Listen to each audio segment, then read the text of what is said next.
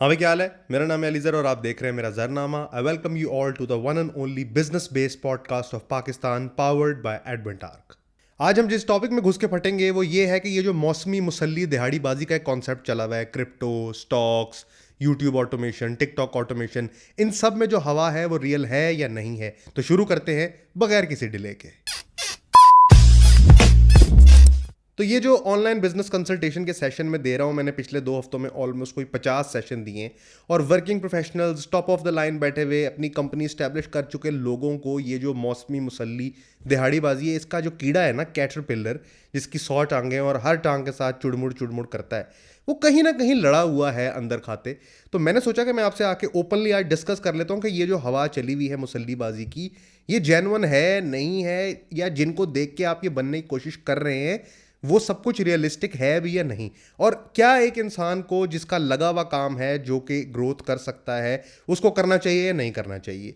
तो online consultations में मेरे पास यूएई से, ऑस्ट्रेलिया से, जर्मनी से, बर्लिन से, मुख्तलिफ मुल्कों से जो पाकिस्तानी हैं, वर्किंग प्रोफेशनल्स हैं, उन्होंने अप्रोच किया। कोई अपना बिजनेस स्केल करना चाहता है, कोई हॉरिजॉन्टली ग्रो करना चाहता है, कोई वर्टिकली ग्रो करना चाहता है, वगैरह वगैरह, मुख्तलिफ किस्म के प्रॉब्लम्स हैं। लेकिन आज आके ना वो एक ही तरह की बात कर रहे थे कि अली भाई, हमारा अगर एक जगह से पैसे बनने का सिस्टम सॉर्ट हो जाए तो क्या हम एक सेकंड चीज़ की तरफ देखने लग जाएं। तो उस पर मैंने उनको बड़ा क्लियर एंड कट व्यू दिया और अब मैं आपको भी दे देता हूं, ताकि आप लोगों का विजन, मिशन क्लियर हो और आपका पाथवे क्लियर हो। ऐसे भी लोग मिले जिनके पास 1.5-2 लाख डॉलर पड़ा हुआ है और वो ये तक कह चुके हैं कि ये पैसे आप ले लें, आप इसका कुछ करके दे दें। और मैं पिछली वीडियोस में बता चुका हूं कि ये जो दिमाग में आया हुआ है ना लोगों के, कि ये जो दूसरी चीज़ होनी चाहिए, ये बेसिकली एग्जिस्ट इसलिए करता है क्योंकि हमारे ऊपर एक इनहेरेंट किस्म का प्रेशर है कि हमारे पास टाइम कम है और कम टाइम में बहुत कुछ करना है। तो जो बहुत कुछ करना है उसमें से पैसे निकाल के फौरन किसी दूसरी छाबड़ी में डालना चाहते हैं कि भाई कहीं हमारा ये वाली छाबड़ी गिर ना जाए। तो जो भी लोग आके मुझसे सवाल करते हैं, मैं उनसे पहला सवाल ये करता हूं कि तुम अपने काम के बारे में पैशनेट हो। जो लोग कहते हैं कि हम अपने काम के बारे में पैशनेट हैं, तो मैं कहता हूं कि अगर तुम अपने काम के बारे में पैशनेट हो तो तुम्हें अपने ऊपर ये यकीन क्यों नहीं है कि तुम अपनी प्राइमरी इनकम सोर्स को इतना तगड़ा बना सकते हो कि तुम्हें सेकेंडरी या किसी और चीज़ की ज़रूरत ना पड़े। बट इसके बावजूद भी उस तरफ इंक्लिनेशन है और उसकी वजह मैं अब बताने लगा हूं कि उसकी वजह नंबर 1 है लैक ऑफ प्लानिंग। अब सुनने में तो बड़ी कॉमन बात लगती है, लेकिन लैक ऑफ प्लानिंग ऑलमोस्ट हर कंसल्टेशन का एक मसला निकला है। क्या है कि शुरू यहां से हुए हैं कि कोई प्रॉपर्टी का बिजनेस करता है, कोई आईटी का बिजनेस करता है, जो मैं फ्रीलांसर की वीडियो में बता चुका हूं। शुरू यहां से हुए, पैसे कमाने आ गए। जब पैसे कमाने आ गए, उस पैसे को रोटेट करके अब उनको यह लगता है कि हम शायद किसी एक स्लिपरी स्लोप, एक बर्फ की सिल्ली पे खड़े हुए हैं जो कभी भी पिघलेगी और हम धड़ाम करके नीचे गिर जाएंगे। बट वो इस बात को रियलाइज नहीं कर रहे कि उन्होंने जो पैसे बनाए हैं या जो पैसे वो बनाते जा रहे हैं वो उनके स्किल की बेस पर है। अगर उसी पैसे को वो फनल कर दें या उसको चैनलाइज कर दें तो उसी पैसे को रोटेट करके अपने बिजनेस की ही ब्रांचेस बना सकते हैं।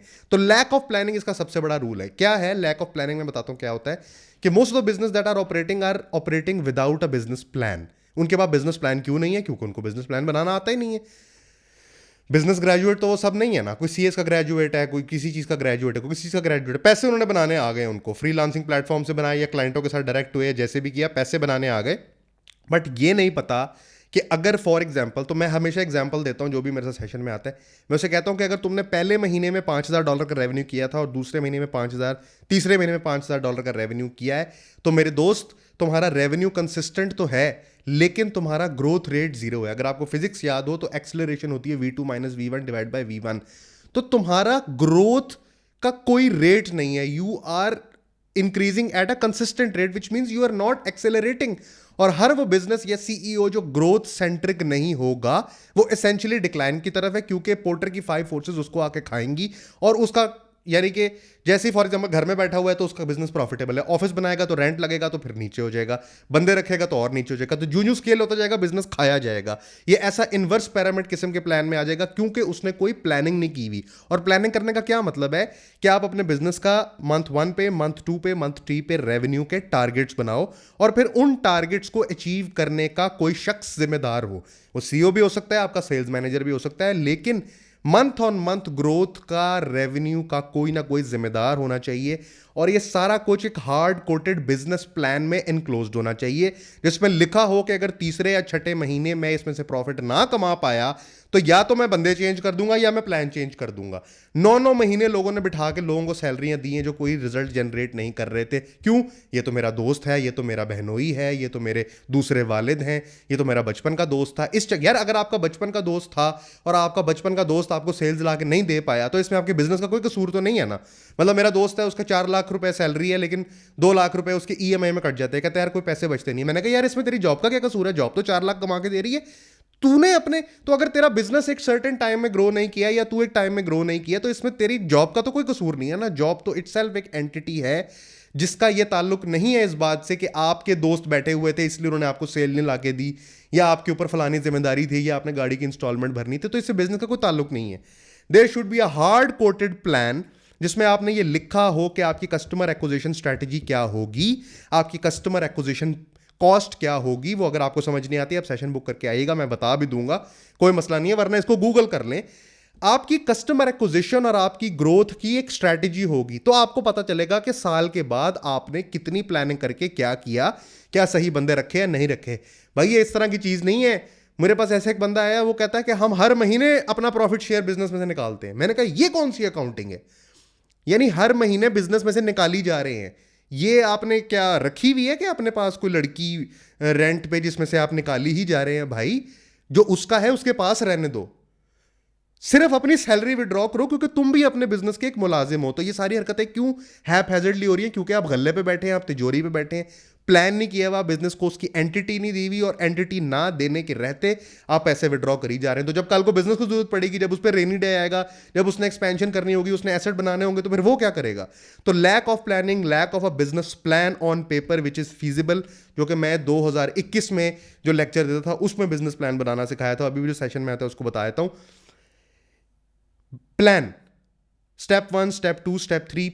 If one plan fails, second step, second plan fails, third. Contingency plans बना के बड़ी स्ट्रैटेजी से और लॉन्ग टर्म करने वाला प्लान है। ये मजाक नहीं है कि यार वो हमने बर्गर बेचने शुरू किए तो हमारे प्रॉफिट में बिक गए तो यार अब हम जेब में डाल रहे हैं और थोड़े से अंदर ले रहे हैं। ये कोई चक्कर नहीं है। आपका बिजनेस है तो उसकी भूख है, आपको उसके प्लान के हिसाब से चलना पड़ेगा, वरना आप बिजनेस नहीं कर रहे, आप ठेकेदारी की एक दुकान चला रहे हैं, ठर्रा चला रहे हैं आप। जिस तक आप नशई आपके इर्द गिर्द है, आपकी दारू बिक रही है, और जैसे ही नशई सैचुरेट हो गई या उनको कोई और नशा मिल गया, आपकी दुकान बंद हो जाएगी। तो लैक ऑफ प्लानिंग है प्रॉब्लम नंबर 1 इन मौसमी गंडेरेबाजियों को करने का। क्योंकि वर्टिकल प्लान बनाने के लिए या अपने करंट या प्राइमरी इनकम बनाने के लिए कोई प्रॉपर प्लानिंग नहीं की हुई, ये है रीजन नंबर 1। तो प्लानिंग से आपको ये पता चलेगा कि आप बेसिकली क्या करने वाले हैं। आइदर आप रिमोट जॉब करके अपने बिजनेस के लिए पैसे जोड़ के लेटेंट एंटरप्रेन्योर बनना चाहते हैं, कि आप करंट टाइम पर ही एंटरप्रेन्योरशिप को स्केल कर सकते हैं। आप बेसिकली करेंगे क्या? प्लानिंग आपको आपकी डायरेक्शन देगी और उस प्लानिंग से निकल के आएगा आपका इम्पैक्ट, जो कि पॉइंट नंबर 2 है। तो इम्पैक्ट क्या होता है? इम्पैक्ट वैसे कहने में तो आप क्या होता है इम्पैक्ट? इम्पैक्ट होता है कि वो एस्टेरॉयड लगा अर्थ पे, एक इम्पैक्ट क्रिएट हुआ ना, एक इंप्रेशन, एक इफेक्ट क्रिएट हुआ। जिस भी बिजनेस डिसीजन को आप अपने बिजनेस मॉडल में फिट करने की कोशिश कर रहे हैं, आप ये देखें कि क्या ये चीज ग्रोइंग है, यानी कि एक चीज जो आज रेलेवेंट है और मार्केट में बिक रही है, लेकिन उसके ऊपर थ्रेट ऑफ रिप्लेसमेंट लगा हुआ है, तो अगले कुछ सालों में वो चीज इररेलेवेंट हो जाएगी। और जब वो चीज इररेलेवेंट हो जाएगी तो आपका बिजनेस मॉडल जो कि इवॉल्विंग होना चाहिए था, जो पिवटेबल होना चाहिए था, वो पिवटेबल रहेगा नहीं। तो इसका मतलब ये है कि आप छाबड़ेबाज बन जाएंगे, और अगर आप छाबड़ेबाज बन जाएंगे तो आप मांगने लग जाएंगे। तो एसेंशियली एक ट्रेडिंग की कंपनी जो होती है, जो डालडा वालों से घी लेकर रख लेती है और यहां से डिस्ट्रीब्यूटर को दी जाती है और वहां से रिटेलर को दी जाती है, आप वही है ना फिर।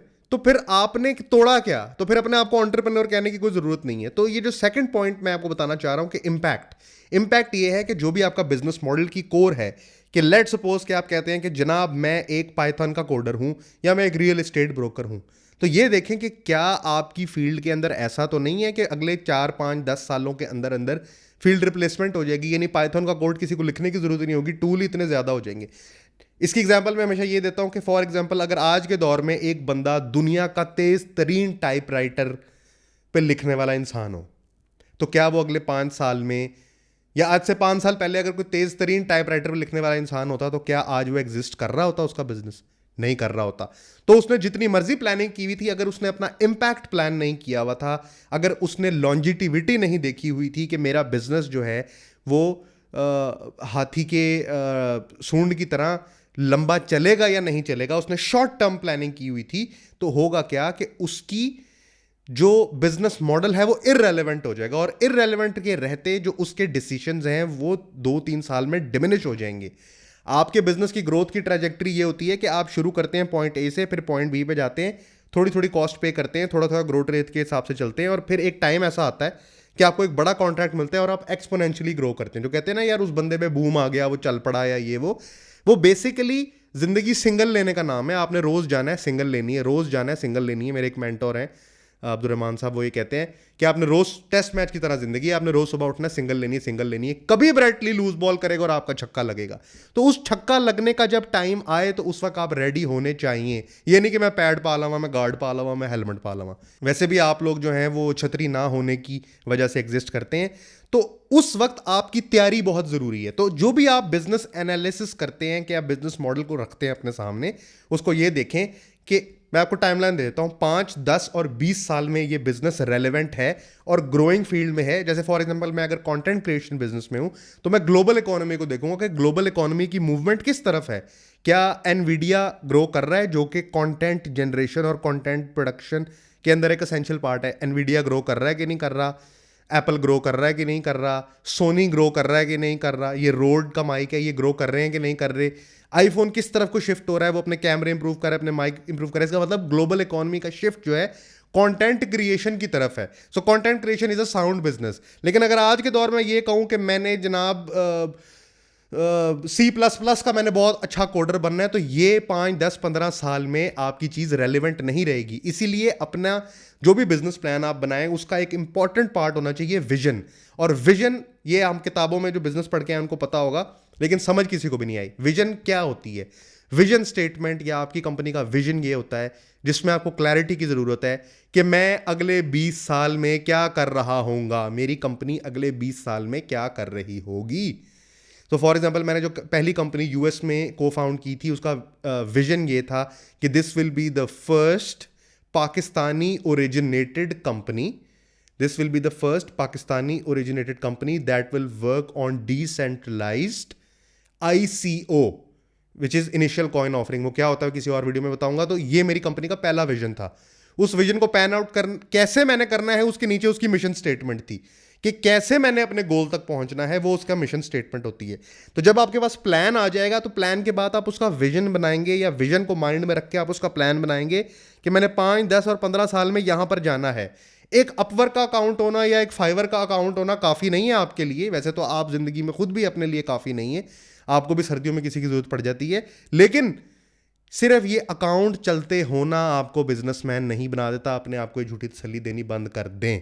तो ये जो मौसमी मुसम्मी बाज हैं जो आप बनते चले जा रहे हैं, या आप अपने दोस्त से सुनते हैं कि यार आजकल आईफोन दी मोबिलिटी का काम कर लो, कॉल सेंटर का काम कर लो, अंग्रेज़ों को थुक ला लो, 5-10 डॉलर दी, क्रिप्टो च पैसे पा दो। ये सारा कुछ जो है ना, ये पता है क्यों है? क्योंकि ये जो लोग हैं ना, इनकी ज़िंदगी में बस मसला ये है कि 2-3 घंटे फ्री हैं, और उस 2-3 घंटे में अपने बिजनेस को वर्टिकली ग्रो करने के बजाय कि ये सोचने कि अगर मैं सॉफ्टवेयर इंजीनियर हूँ, मैं 4 कोडर हायर करके अपनी सेल्स को कैसे बेहतर कर सकता हूँ, यूएस में कैसे आउटरीच कर सकता हूँ, किसी यूरोप की एक्सपो पे कैसे जा सकता हूँ, AI में कैसे कंट्रीब्यूट कर सकता हूँ। मेरा ख्याल ये है कि जो 3 घंटे है ना, इसमें मुझे माइनिंग करनी चाहिए। क्योंकि ये जो माइनिंग से मेरा एक चंडियाल दोस्त था ना, उसने कल्टस खरीदी थी। तो अगर मेरे पास 2 कल्टसें हों तो ये वो चिकन एंड एग प्रॉब्लम है ना, कि एक अंडा मुझे दे दो, उससे मुर्गी आएगी, मुर्गी से अंडे आएंगे, उससे मैं फार्म बनाऊंगा, फिर अरबों ऑमलेट, फिर ब्रेड का मैं बादशाह बन जाऊंगा बजाज। ये वही वाली बात है ना। तो ये जो मौसमी मुसम्मेबाजी है ना, कि मौसमी दिहाड़ीबाजी में किसी तरह कर लूँ भी, थोड़ा सा मैं और जूस आउट कर लूँ अंदर से, कोई $200 बस मेरे पास है भाई। अपनी प्राइमरी अगर तुम्हारी पैशनेट नहीं है तो वो काम ही करना छोड़ दो जिसमें तुम पैशनेट नहीं हो। क्योंकि उस काम में जिसमें तुम अपना ब्लड एंड स्वेट नहीं डाल सकते, उसके कीड़े बन के उसमें इनोवेट क्या करोगे? फिर उसको छोड़ो और फिर सेकेंडरी को ही प्राइमरी बना लो। क्योंकि पैसे बनाने के लिए तुम्हें प्राइमरी 100% फोकस, मैं पहले भी बता चुका हूं, स्टैनफोर्ड का एंटरप्रेन्योरशिप का पेड कोर्स है जिसका पहला चैप्टर है फोकस एंड डी फोकस। तो जो लोग भी ये सोचते हैं कि वो जो एक्स्ट्रा टाइम है उसमें अगर मैं ऊबर चला के घर चला जाऊं तो पीछे लड़की भी बैठेगी और उसकी सीट भी गर्म हो जाएगी और गाड़ी में से खुशबू भी अच्छी आएगी और मेरा आने जाने का किराया भी बच जाएगा, ओ भाई तू जल्दी घर पहुंच के कोड कर ले, तो अपने प्राइमरी बिजनेस की वर्टिकल ग्रोथ कर ले। क्यों हम एज अ पाकिस्तानी नेशन हमारा ये ख्याल है कि अगर हमारा बिजनेस थोड़ा सा चल जाए तो बस उसमें से पैसे बचा के हम प्रॉपर्टी बना के उसमें से रेंट पे घर दे के घर में बैठ जाएं, R&D भी ना करें और R&D बन जाए खुद। क्यों? अपने प्राइमरी बिजनेस को वर्टिकली ग्रो करने की तरफ आएं, अपने इंपैक्ट को एनालाइज करें कि क्या आपका इंपैक्ट इस काबिल है कि वो 5, 10, 15 और 20 साल टेस्ट ऑफ टाइम को सरवाइव करेगा। और अगर वो सरवाइव करेगा तो फिर उससे विजन बनाएं, मिशन बनाएं और मौसमी मुसम्मी बाजी मत करें। ये आईफोन मोबिलिटी, ये कॉल सेंटर का काम, ये बहरिया के बिल देना, ये अंग्रेज़ों को स्कैम कर लेना, डार्क वेब से खांचा काट लेना, सोलर की लीडें बेच लेना, ये ऐसे कोई काम नहीं जो 5, 10, 15 सालों में। हाँ, अगर आप इसी फील्ड के बंदे हैं, कॉल सेंटर बिजनेस के टाइकून हैं, तो फिर ठीक है। लेकिन ये जो मौसमी मुसम्मीबाजी आप कर रहे हैं ना, this will lead you nowhere, क्योंकि आप कभी इसके कीड़े नहीं बनेंगे। और मैं तीसरी रीज़न बताता हूं कि क्यों आप इसके कीड़े नहीं बनेंगे। वो ये है कि जब भी आपके दिमाग में ये आइडिया आए कि आपको ये जो मौसमी मुसम्मीबाजी है, मैं किसको कह रहा हूँ, दिहाड़ीबाजी को कह रहा हूँ ना। दिहाड़ीबाज कौन होता है कि दर्जी है जो मास्टर साहब हैं ने ते सारे सूट ईदों बाद दिते ने, ते ईदों बाद क्यों दिते ने, क्योंकि पायनोरी पाठे कपड़े पा के ते हाथ टोका लैके जेड़ा तेज़ नहीं है, बकरे नूं दर्द होंदी है, ईद तक कसाई बने हुए सी जिमें दिहाड़ी लान चले हैं, वो होता है दिहाड़ीबाज। तो आप दिहाड़ीबाज टाउट किस्म के आदमी अगर नहीं बनना चाहते तो ये है ना, ये टुच्चरपुना, इसको कटाएं, क्योंकि ये कभी प्राइमरी नहीं बन सकता। और क्यों नहीं बन सकता मैं वो बताता हूँ। मेरे पास एक भाई आए, बाहर के मुल्कों में वो रहते थे, ठीक ठाक हज़ारों में डॉलर कमाते थे, और उनका ख्याल था कि उनको ई कॉमर्स करनी चाहिए, क्योंकि ई कॉमर्स तो अगर हमने ना की तो हमारा छोटा हो जाएगा, और बड़ा रखने के लिए ज़रूरी है कि उसमें ई कॉमर्स हो, क्योंकि ई कॉमर्स ही 4 को 7 इंच बनाता है। ये तो एक स्टैंडर्डाइज्ड बात है ना। और जैसे लड़कियां दुबई जाने के बाद दुपट्टा उतार देती हैं और पाकिस्तान में दुपट्टा पहना होता है, उसी तरह ई कॉमर्स जब तक ज़िंदगी में ना हो तब तक 7 इंच का हो नहीं सकता। यानी कि जॉनी सिंस थूकेगा अगर 7 इंच नहीं है तो, और ई कॉमर्स नहीं है तो। और जो आपने जो मीटिंग फिक्स की हुई थी एंड्रयू टेट के साथ, वो कहेगा कि यार sorry, just because you don't do e commerce I won't meet you. Anyways, तो एक बंदा आया, वो कहता जी मैं ई कॉमर्स, और ये इस तरह की उसने बातचीत की। मैंने कहा यार देखो, तुम अभी वहाँ पे काम करते हो तो तुम सेकेंडरी इनकम बनाना चाहते हो, जी बिल्कुल, जो सेकेंडरी इनकम तुम बना लो, बिल्कुल ठीक है। सेकेंडरी इनकम को डिफाइन तो करो। कहता है जी जो बस पीछे से पैसे बन रहे हो। मैंने कहा अच्छा, तो तुम्हें क्या लगता है कि जो ई कॉमर्स या इस तरह, देखो अगर तो तुमने प्रॉपर्टी नहीं लेनी और रेंट पे नहीं देनी, तो हर वो काम जो तुम कर रहे हो, जो ई कॉमर्स कर रहे हो या डी कॉमर्स कर रहे हो या एल कॉमर्स कर रहे हो, उसमें डेफिनेटली अपना ब्लड एंड स्वेट डाल रहे हो। तो अगर तुम उसको अपना 1 घंटा देते हो तो उसको अपनी करंट वेज को नंबर ऑफ आवर्स पे डिवाइड करो, तो तुम्हारी एक कॉस्ट तो है ना। तुम भी तो एक बंदे ही हो जो उस बिजनेस को टाइम दे रहे हो। टाइम दे रहे हो मतलब मनी दे रहे हो। तो अगर तुम उस बिजनेस में मनी डाल रहे हो तो दिन में तुम्हारे पास 3 घंटे हैं, तुम्हारी आवरली वेज बनती है $60। 3 घंटे के बन गए $180, 10 दिन के बन गए $1800, $3600, $5400 बन गए एक महीने के, अगर मेरा मैथ्स ठीक है तो। $5400 पर मंथ तुम एक चीज में इन्वेस्ट करने को तैयार हो, और 1 साल तो लगेगा बिजनेस को स्टेबल होने के लिए। तो तुमने, इसका मतलब है उसमें ऑलमोस्ट $54,000 डाले। अब $54,000 डालने के बाद काम तुम करते हो लैपटॉप रिपेयरिंग का, दुकान तुम खोलना चाहते हो स्विमिंग पूल की, तुम आदमी क्या हो? तो तुम $54,000 अगर किसी चीज में इन्वेस्ट कर रहे हो तो तुम्हें क्या फिजिबिलिटी है इस चीज की कि ये चीज या इसकी सक्सेस टू फेलियर रेशो क्या होगी? जिस चीज का तुम्हें पता नहीं उसमें तुम कदम रखोगे तो डेफिनेटली उसकी फेलियर की रेशो ज्यादा होगी। लॉ ऑफ प्रोबेबिलिटी है, क्योंकि हम जीते लॉ ऑफ प्रोबेबिलिटी पे हैं। और सक्सेस की रेशो उसकी कम होगी। तो तुम ये जानते हुए कि एक चीज जिसकी फेलियर रेशो ज्यादा है और जिसकी सक्सेस रेशो कम है, उसमें ये जानते हुए अपना $54,000 क्यों लगाना चाहते हो? कहता है जी वो फलाने को मैंने देखा था, उसके साथ ऐसा हुआ। मैंने कहा यार देखो, बात सुनो, बात है तुम जीना चाह रहे हो जिंदगी लॉ ऑफ प्रोबेबिलिटी पे, कि अगर ये इतने लोग जुआ लगाते हैं उसमें से 97 जो हैं वो हारते हैं लेकिन 3 जीतते हैं, तो तुम्हारा ख्याल है कि तुम, तुम्हारा भाई और तुम्हारा बाप, ये 3 लोग ही हैं उस 100 के लॉट में से जो जीतेंगे, बाकी 97 हारेंगे। ये क्या बायस हुआ? यानी at least be true to the art. तो फिर ये मानो कि 97% तुम्हारा फेलियर का रेशियो होगा। तो जो तीसरा फैक्टर है जिस पे आपने अपनी इन थॉट्स मौसमी मौसमीबाजी और दिहाड़ीबाजी को एनालाइज करना है, वो है कॉस्ट बेनिफिट एनालिसिस। क्या एक चीज पे लगने वाली कॉस्ट उससे मिलने वाले बेनिफिट से कम है? Is there profitability margin there?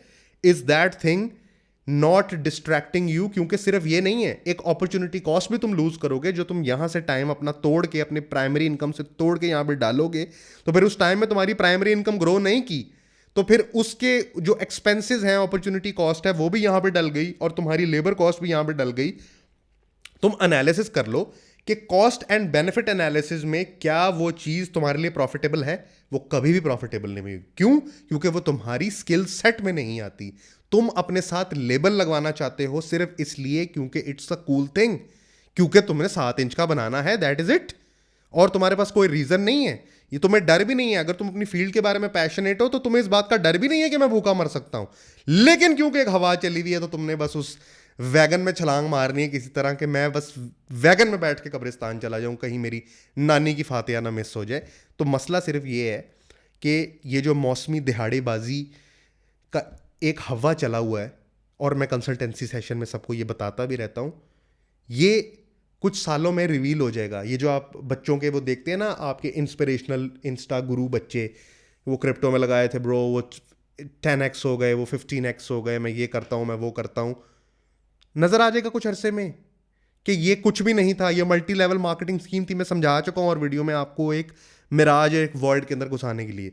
If you are the master of your field, देखें 2 क्राइटेरियाज पे जज कर लें अपनी करंट फील्ड को, प्राइमरी इनकम को परस्यू और करना चाहिए कि नहीं। 2 क्राइटेरियाज पे जज कर लें। पहला, are you passionate about it?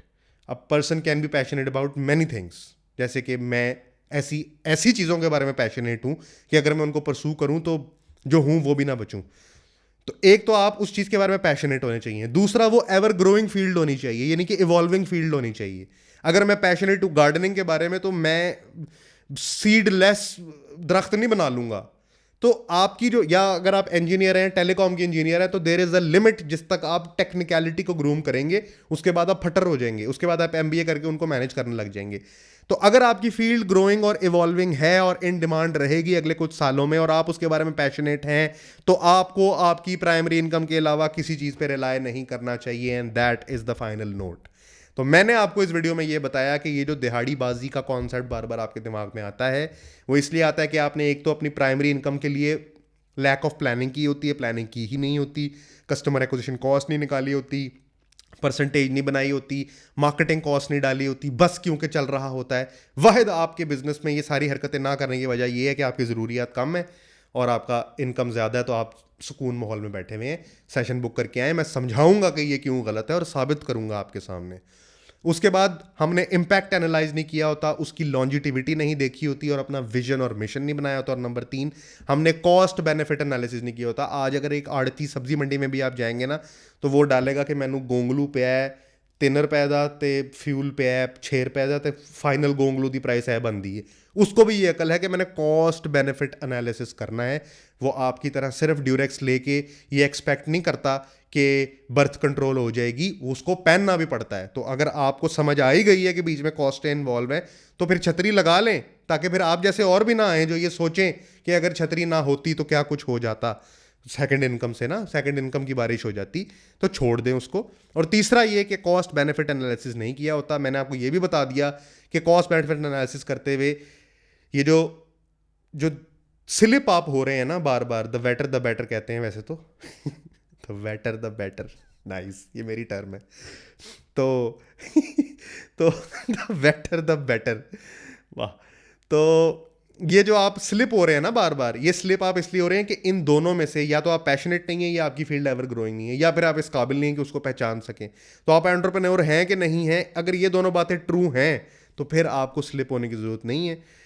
ये थी जी आज की वीडियो। आई होप कि इन वीडियो से आपको कोई पॉजिटिव सीखने को, कोई एक्चुअल वैल्यू आपकी ज़िंदगी में ऐड हो रही हो। ये वीडियो लंबी होती हैं, अकल वाले लोग इसको सुनते हैं। ये 13वीं वीडियो है सपोज़, और व्यूअरशिप उस तरह नहीं है, but I am very satisfied, क्योंकि मैं जो कमाने होते हैं अमेरिका में अपनी कंपनी से कमा लेता हूँ, या दुबई में कमा लेता हूँ, और आपके साथ ऐसी चिट चैट चलती रहती है। किसी ने अगर कंसल्टेशन सेशन बुक करना हो तो नीचे व्हाट्सएप की लिंक है, टीम से आके अपॉइंटमेंट ले सकते हैं। हम 1 हफ्ता एडवांस में बुकिंग करते हैं और डिस्काउंट का कोई चक्कर नहीं है, तो मांगिएगा भी ना, टाइम वेस्ट मत कीजिएगा। उसके अलावा इन वीडियो के कैसा फीडबैक है वो आप कमेंट करके इंस्टाग्राम पे या लिंक्डइन में नीचे टैग किया हुआ है उस पर आके ज़रूर दें कि कैसा फीडबैक है, अच्छा है बुरा जो भी है, ताकि हम इसको बेहतर कर सकें। ये था जी आज का ज़रनामा, मिलते हैं अगली वीडियो में। This your boy AG, over and out.